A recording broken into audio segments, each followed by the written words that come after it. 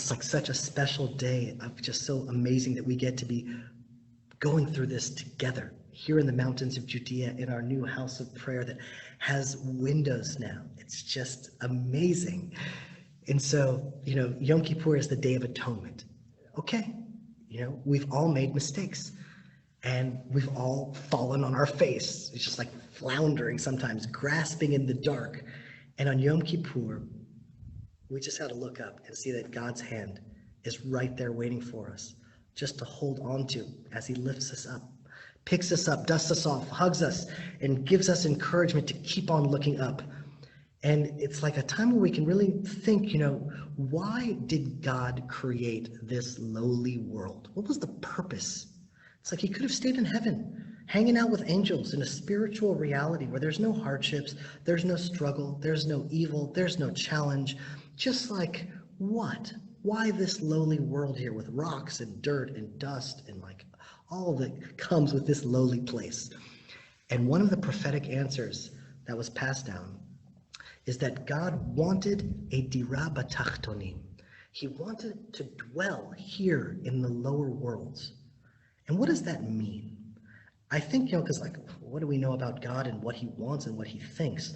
But what I think that means is that the greatness of being human can only be expressed in this lowly world. It can only be expressed in a place where there is evil, where there's tragedy and danger. Human beings are the image of God, and we can come out triumphant.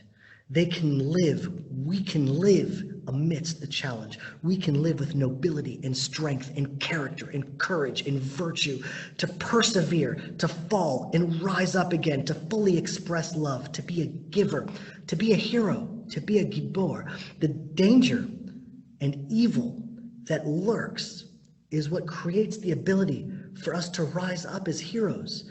If you couldn't be hurt or damaged or defeated, there's just no moral courage there. And it's like we allow God through us, be empowered through us to be the best we can be that could not have been in any other world. It's like the unbearable catastrophe of evil in this world and the suffering in this world. It's only bearable and can only be justified by our experience. And it's like, how do we face the struggles of this world?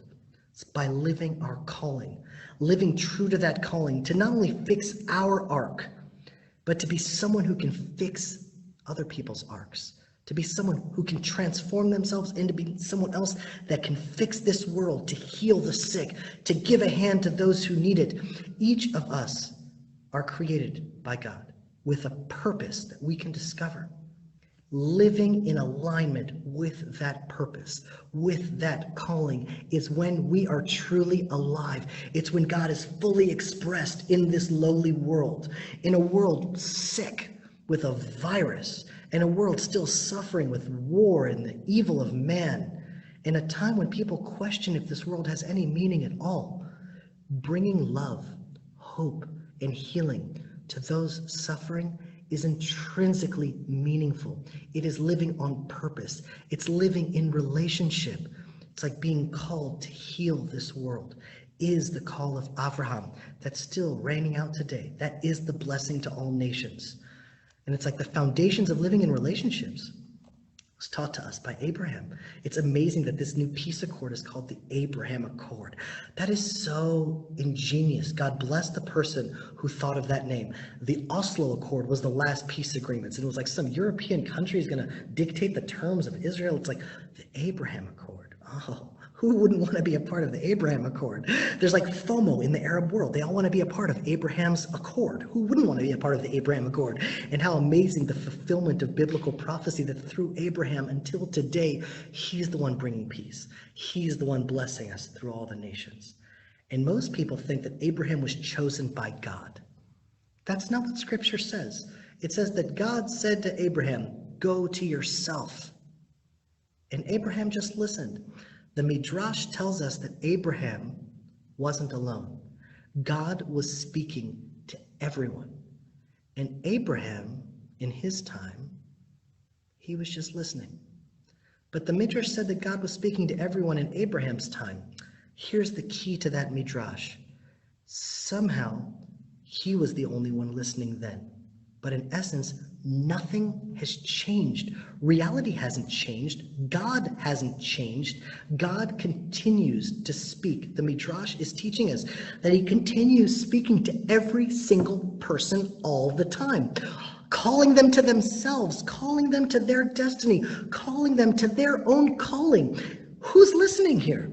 It's like on a journey to yourself, on your journey to the land of Israel. You might fall. You might end up engulfed in chaos in the bottom of an ocean, but stay the course. Abraham went through so many challenges, but all of those downs were springboards to lift you higher. He came into a famine, got down to Egypt.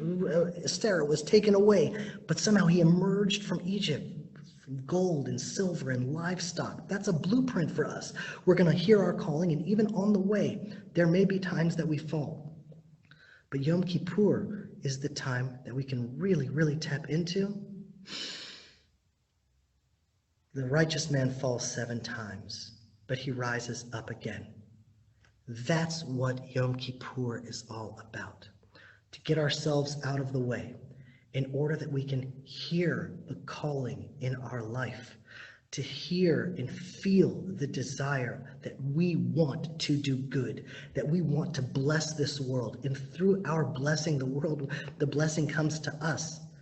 When we help another person, it is inherently blessing ourselves. Bringing the light just shares more light. If I take one candle and I share it with my friend, the whole room now has more light. It's more light for me. It's more light for my friend. That is the fire of Yom Kippur. It is the light that we brought into the incense. That's what that's all about. And so I want to bless everyone in this fellowship that this Yom Kippur, you feel the desire, that we hear the calling to live our best life. And may the love and desire well up inside you. May your higher calling call you to heal the world, to build his kingdom, to make the world a better place. May that calling echo throughout your year.